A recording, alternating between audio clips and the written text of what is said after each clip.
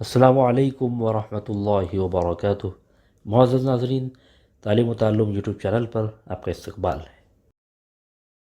سلسلہ نمبر 199، سوال نمبر 1، غزوہ احد کے موقع پر آپ صلی اللہ علیہ وسلم نے 50 تیر اندازوں کو پہاڑی پر کیوں تعینات کیا؟ اے، مال غنیمت حاصل کرنے کے لیے، بی، پہاڑی کی طرف سے حملے کا خطرہ تھا، سی، مذکورہ والا دونوں درست ہیں، ڈی، ان میں سے کوئی نہیں۔ غزوہ احد میں آپ صلی اللہ علیہ وسلم نے جو لشکر کی ترتیب قائم فرمائی، اس میں 50 تیر اندازوں کو آپ نے پہاڑی کی طرف کھڑا کیا تھا۔ اس کی وجہ یہ تھی کہ وہاں سے حملے کا خطرہ تھا۔ آپشن بھی درست جواب۔ سوال نمبر 2، آپ صلی اللہ علیہ وسلم نے 50 تیر اندازوں پر کس کو افسر مقرر فرمایا؟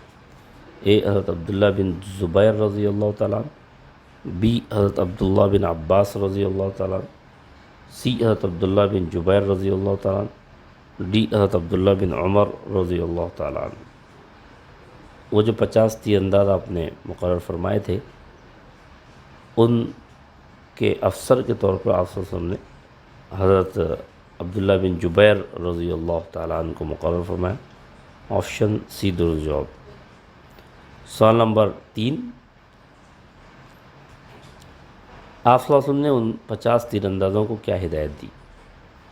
اے، کفار کے لشکر میں سے اگر کوئی میدان چھوڑ کر بھاگے تو اس کا تعاقب کیا جائے، بی، کہ جیسے ہی مسلمانوں کو فتح حاصل ہو وہ مشرکین کے تمام گھوڑوں پر قبضہ کر لیں، سی، کہ وہ اپنی جگہ سے ہرگز نہ ہٹیں خواہ مسلمانوں کے لشکر کو چڑیا اچک لے جائیں، ڈی، ان میں سے کوئی نہیں۔